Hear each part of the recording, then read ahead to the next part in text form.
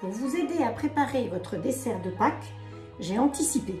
Donc, j'ai des fraises que j'ai achetées il y a 4 jours et mis sous save. Vous entendez le pchit habituel. Et voilà l'état de mes fraises au bout de 4 jours. Vous voyez qu'elles sont toujours aussi fraîches, aussi brillantes. J'ai préparé une crème pâtissière d'avance aussi, que j'ai faite hier, en même temps que pour la brioche, avec des beaux œufs qui expliquent sa couleur. J'ai d'autres petits fruits pour la déco.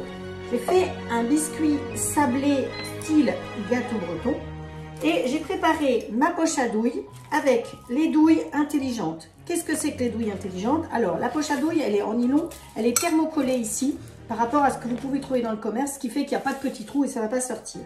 Ces douilles-là, je les appelle les douilles stupides. C'est-à-dire que quand je la mets dedans, si je veux changer de douille parce que je veux écrire Joyeuse Pâques ou Joyeux anniversaire en ayant fait une déco avec celle-là, eh bien, je suis obligée de vider ma poche. Donc, celle-là, j'en veux pas. Par contre, ce que je vais utiliser, c'est cette douille-là qui va se mettre à l'intérieur de la poche à douille comme ceci. Et après, ça me permet de visser dessus. Alors surtout, ne vissez pas trop fort parce que sinon, il va falloir un homme pour dévisser. Il suffit de visser. Ensuite, souvent, vous avez des poches à douille et vous ne savez pas trop vous en servir. Pour pouvoir la fermer, vous faites une petite rotation au-dessus comme ceci et vous rentrez à l'intérieur. Voilà, votre poche à douille, elle est bien fermée et là, vous allez pouvoir y mettre la préparation de votre crème pâtissière. Je vous propose cet ustensile-là qui est bien pratique aussi, qui me permet de poser ma poche à douille parce que j'ai pas assez de mains. Je ne suis pas une vraie pâtissière, donc je ne sais pas faire sans un socle comme ça. Tous ces petits produits, vous les retrouvez sur la boutique si vous avez besoin. J'oubliais, je crois que je n'ai pas dit qu'avec ma crème pâtissière, je vais y rajouter de la mascarpone pour faire le dessus. Voilà, suite au prochain épisode.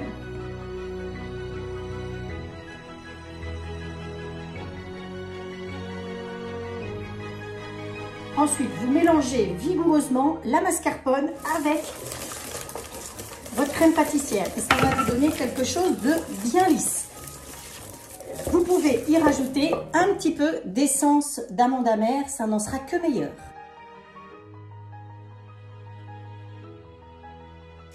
Voilà, j'ai donc mon gâteau, j'ai ma crème pâtissière avec la mascarpone et un peu d'essence d'amande amère qui est là-dedans. Et vous voyez que quand je le sors, eh bien ça ne dégouline pas partout. Donc je vais tirer comme ceci. Ma pâte va descendre tout doucement. Et ce qui est important, c'est de bien mettre à plat votre poche à douille. Et avec les cornes que vous trouvez dans le catalogue et sur la boutique, vous poussez comme ça. L'idéal, c'est même de pousser avec la partie ronde pour éviter que le coin puisse abîmer votre poche à douille. Voilà. Puis, on va serrer ici. Vous voyez que je serre ici. Comme ceci, je mets dans la paume de ma main, comme ça, et je n'ai même pas besoin de tenir avec la main, l'autre main. Si je veux, la pression va se faire que à cet endroit-là. Voilà, je vais pouvoir mettre tout autour ma crème, comme ceci, avant d'aller y déposer mes fruits. L'intérêt d'avoir ces douilles qui se vissent, c'est que si j'ai envie de changer de douille, je n'ai que à dévisser comme ceci, et visser une autre douille à la place.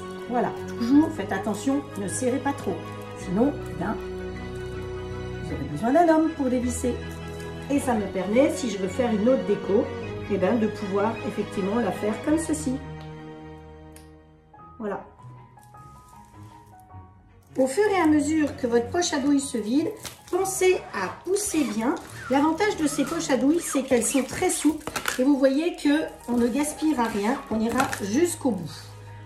Donc vous poussez et vous recommencez, on fait une rotation ici et la pression va se faire depuis ici et pas là pour éviter de chauffer trop votre crème. Et si vous n'en avez rien à faire du dessus parce que vous allez le cacher, vous vous servez de la petite spatule qui est hyper pratique, celle-là, elle sert tout le temps pour lisser dans les moules, pour lisser une préparation, pour lisser partout. Et bien, même pour ramasser sur votre planche à découper, c'est très pratique.